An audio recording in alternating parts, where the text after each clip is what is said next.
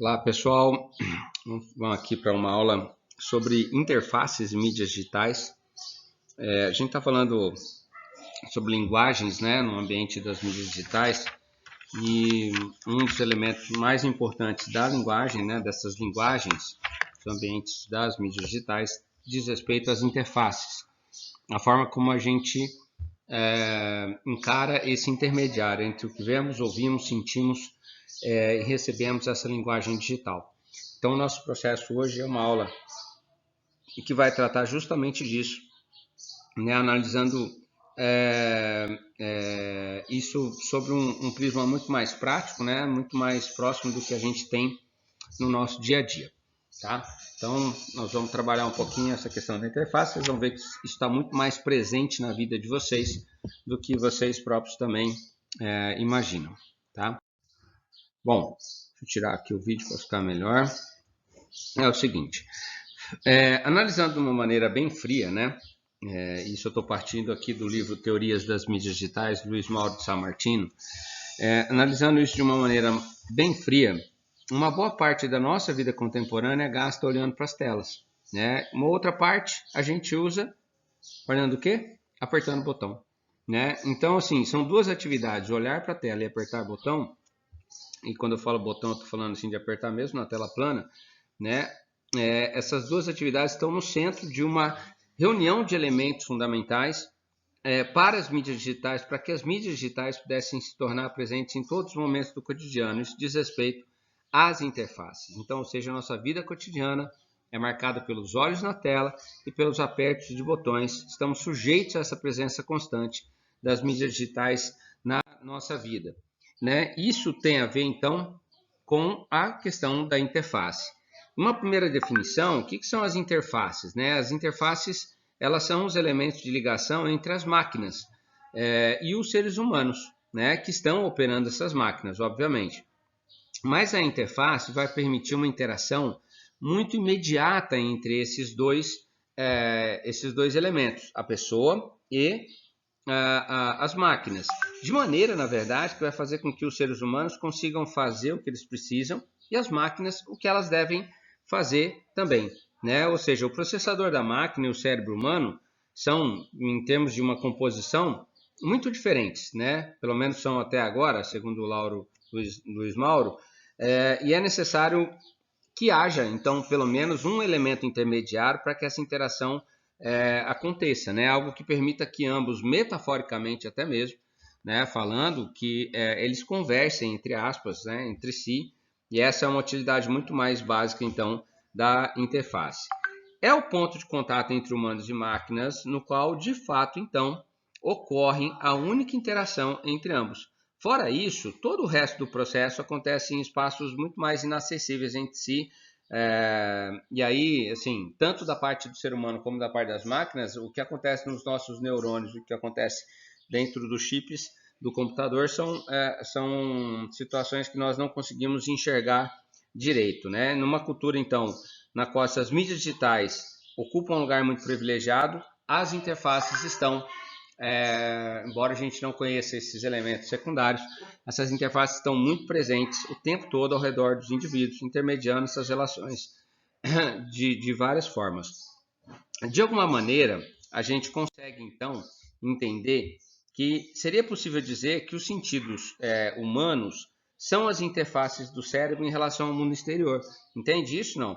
Ou seja, o que se chama de realidade, em alguma medida, é o que esses sentidos conseguem captar dos sinais externos, do que eles conseguem transformar em impulsos elétricos e enviar via rede nervosa ao cérebro, né? Então, há uma comparação que o Luiz Mauro faz e que dá para a gente pensar bem em interface, ou seja, como se os sentidos humanos que são essas interfaces do cérebro em relação ao nosso mundo exterior. No caso aqui, ele está falando da interface do computador, né? Mas, na verdade, a gente está aqui falando basicamente de uma situação em que há uma conversa entre uma máquina e o ser humano, né?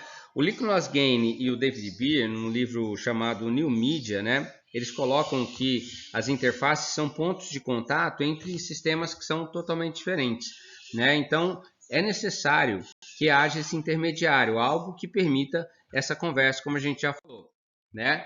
Essa interface que vai permitir o intercâmbio entre esses dois pontos, né, vai permitir justamente essa interação. Uma das características fundamentais da interface, porém, é justamente permitir o intercâmbio de informação entre eles e vai permitir também o contato, né, e algum tipo de interação, mas isso assim, não é exatamente uma interação em 100%, mas obviamente que a gente consegue ter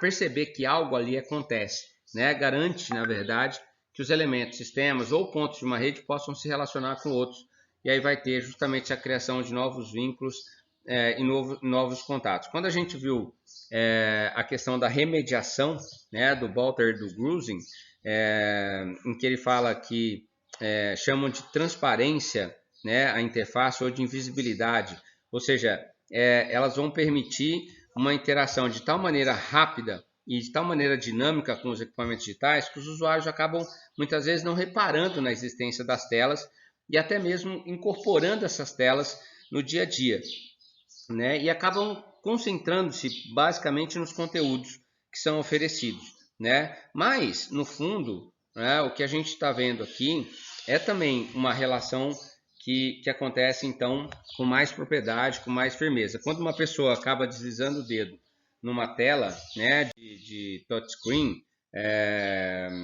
a gente percebe assim que aqueles elementos da tela estão se movimentando também, né? Não é só a questão do passar do dedo, mas isso se torna tão automático, né? Isso se torna tão comum, né? Que assim a gente começa a entender que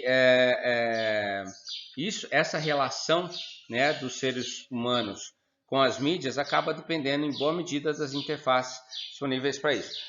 É claro que no caso das principais interfaces, né, por exemplo, algumas interfaces hoje que são muito próximas da realidade, como por exemplo os games, né, e a popularização dos games também, em boa parte é fruto da melhoria dessas interfaces, né, que acabam acontecendo justamente para que o usuário possa ter uma experiência muito mais efetiva, muito mais constante, muito mais direta, né? Isso tem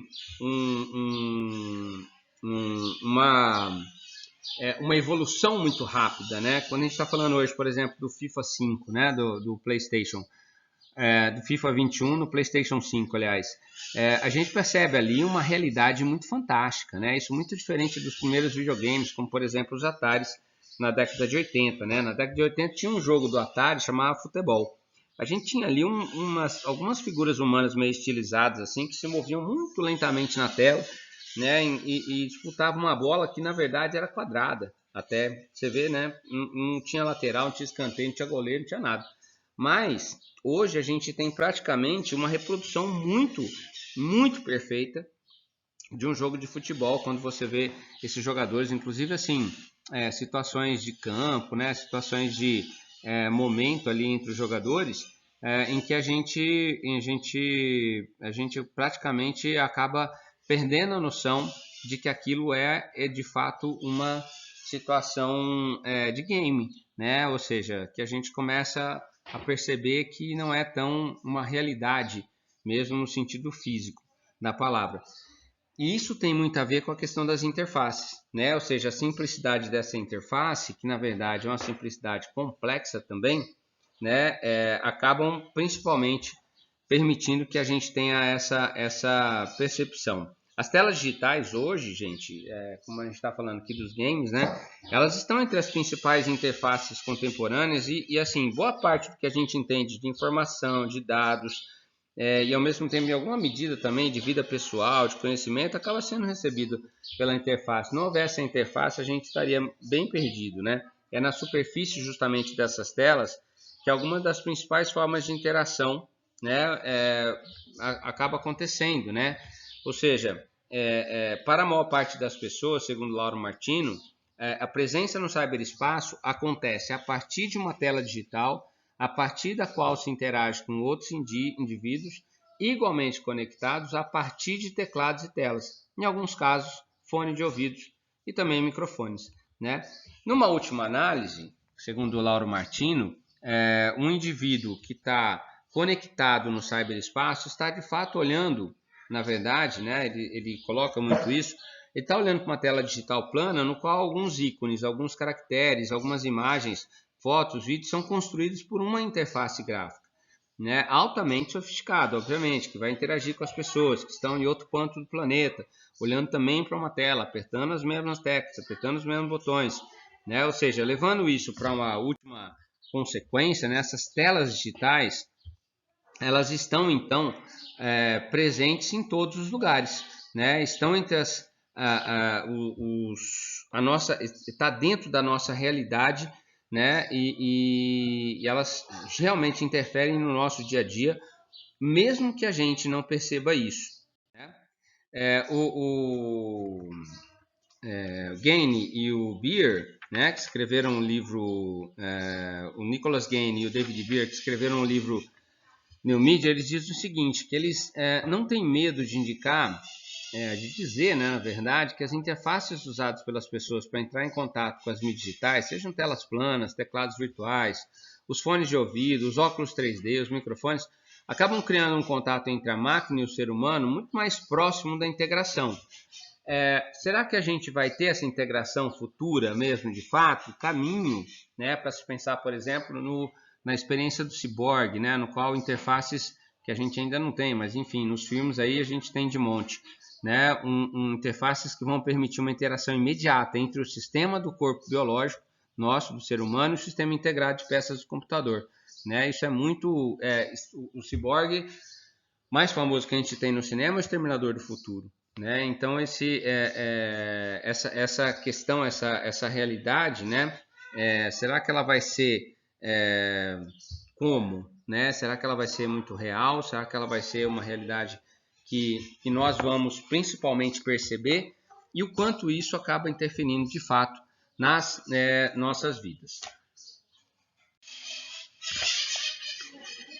E, bom, é isso. Eu acho que é uma aula bem rápida para a gente poder entender essa questão da interface, entender quanto isso está muito presente na nossa vida também, por mais que a gente não perceba, né? A gente tem vários filmes, várias séries que vão trabalhar com essa questão das interfaces, desde Matrix, né? Trabalhou a questão do simulacro, até mesmo posteriormente séries como Black Mirror, né? Que acabam trazendo para a gente muito mais esse contato real das interfaces, né, e o quanto elas estão realmente interferindo nos nossos comportamentos, na nossa vida, na forma como a gente lida, né, justamente com toda essa questão da mídia digital. Isso faz parte, gente, então, da questão das linguagens das mídias digitais. Essa questão da linguagem das mídias digitais tem muito a ver com a questão do virtual, tem muito a ver com a questão da inteligência coletiva também, né? Ou seja, tem muito a ver com vários elementos em que a gente, aqui na mídia digital, tem trabalhado, né? Mas especialmente esses pontos de contato amigáveis, vamos colocar assim entre aspas, né? Que as interfaces são pontos de contato amigáveis entre os dispositivos e os usuários. Eles fazem parte justamente de um dos conceitos mais importantes das mídias digitais, né? Justamente porque é a partir das interfaces que a gente consegue ter justamente essa entrada para esse mundo maravilhoso que é o mundo digital. Beleza? É isso aí então. Seguimos juntos. Até a próxima aula. Valeu!